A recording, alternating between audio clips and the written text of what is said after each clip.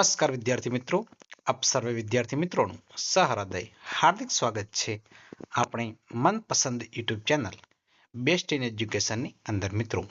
તો મિત્રો, આજે આપણે ધોરણ 7 વિષય છે સામાજિક વિજ્ઞાન, ચેપ્ટર નંબર 18 સંચાર માધ્યમ અને જાહેરાતનું સ્વાધ્યાય પોથીનું સંપૂર્ણ સોલ્યુશન કરીશું. તો વિદ્યાર્થી મિત્રો, વિડીયો તમારે સ્કીપ કર્યા વગર છેલ્લે સુધી એ પણ પૂરેપૂરો જોવાનું છે. અને હા, પસંદ આવે તો તમારે લાઈક કરી દેવાની છે. પહેલાના સમયમાં સંદેશો મોકલવાની રીતોમાં કઈ એક રીતનો સમાવેશ થતો નથી, તો મોટે અવાજે રડવું. નંબર 2 છે ભારતમાં આધુનિક ટપાલ સેવાની શરૂઆત ક્યારે થઈ હતી? ઈસવીસન 1854માં. આપણે ટપાલમાં અગત્યના પત્રો શાના દ્વારા મોકલાવી શકીએ છીએ? ઓપ્શન નંબર બી છે રજિસ્ટર એડી દ્વારા.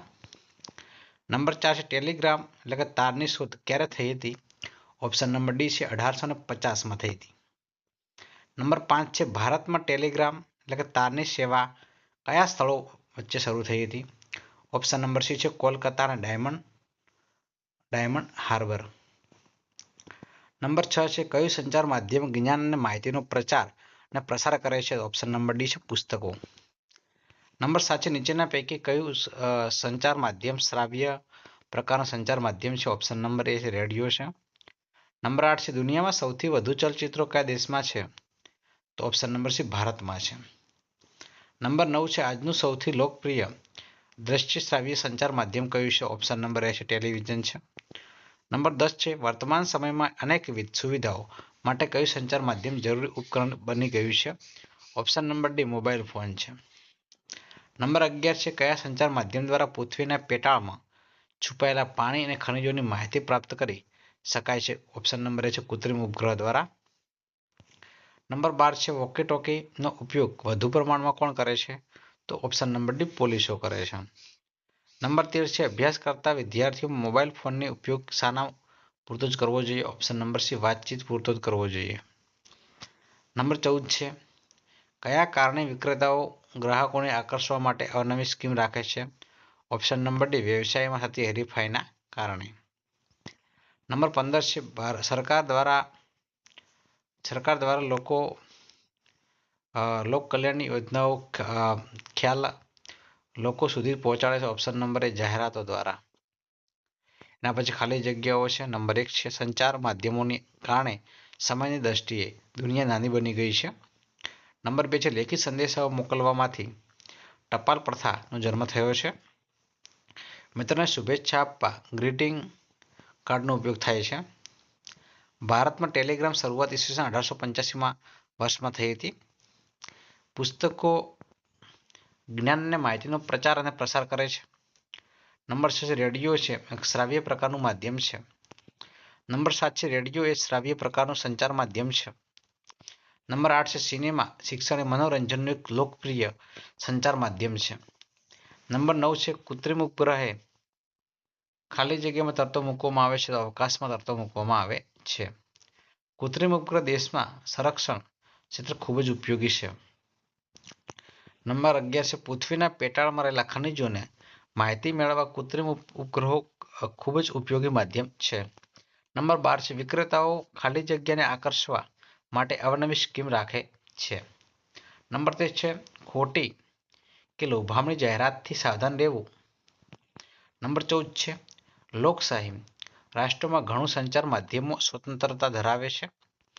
સરકાર લોકોને મતદાનની સમગ્ર પ્રક્રિયા સહજ જાહેરાતો આપે છે. ખરા ખોટા છે મિત્રો ખાસ જોઈ લેવાના છે.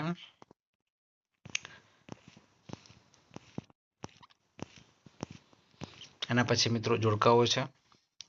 શ્રાવ્ય પ્રકારનું સંચાર માધ્યમ તો મિત્રો રેડિયો આવશે. દ્રશ્ય શ્રાવ્ય પ્રકારનું સંચાર માધ્યમ છે ટેલિવિઝન આવશે. અનેકવિધ સુવિધાઓ છે મોબાઈલ ફોન. સંચાર માધ્યમની સ્વતંત્રતા તો મિત્રો લોકશાહી છે. એના પછી 1-2 વાક્યમાં ઉત્તર લખવાના છે. 1-2 વાક્યમાં ઉત્તર.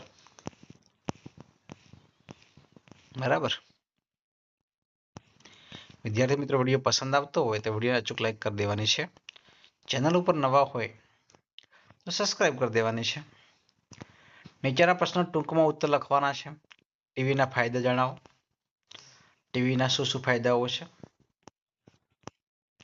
સંચાર માધ્યમનો ઉપયોગ કેવી રીતે કરશો? લોકશાહીમાં સંચાર માધ્યમો કેમ ઉપયોગી છે? નંબર 4 રેડિયો પર આપણને શું સાંભળવા મળે છે? નંબર 5 છે વિદ્યાર્થીઓએ મોબાઈલ ફોનનો કેવો ઉપયોગ કરવો જોઈએ? નંબર 7 છે ટૂંક નોંધ લખો. મોબાઈલ ફોન દ્વારા પ્રાપ્ત થતી સુવિધાઓ. કૃત્રિમ ઉપગ્રહોનો ઉપયોગ. જાહેરાતના ગેરફાયદા.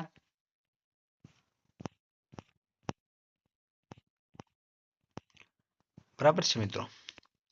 વિદ્યાર્થી મિત્રો, આ છે આપણો આજનો વિડીયો. વિદ્યાર્થી મિત્રો, વિડીયો તમને પસંદ આવે તો વિડીયોને અચૂક લાઈક કરજો. ચેનલ ઉપર નવા હોય ને ચેનલને હજુ સુધી આપણે સબસ્ક્રાઇબ ન કર્યું હોય તો ચેનલને અચૂક સબસ્ક્રાઇબ કરી દેજો. બાજુમાં આપેલા બેલ આઇકનને પણ પ્રેસ કરી દેજો, જેથી કરીને આવનારા વિડીયો નોટિફિકેશન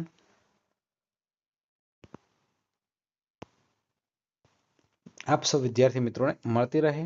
ફરી મળીશું નેક્સ્ટ વિડીયોમાં. ત્યાં સુધી આવજો. જય હિન્દ, જય ભારત.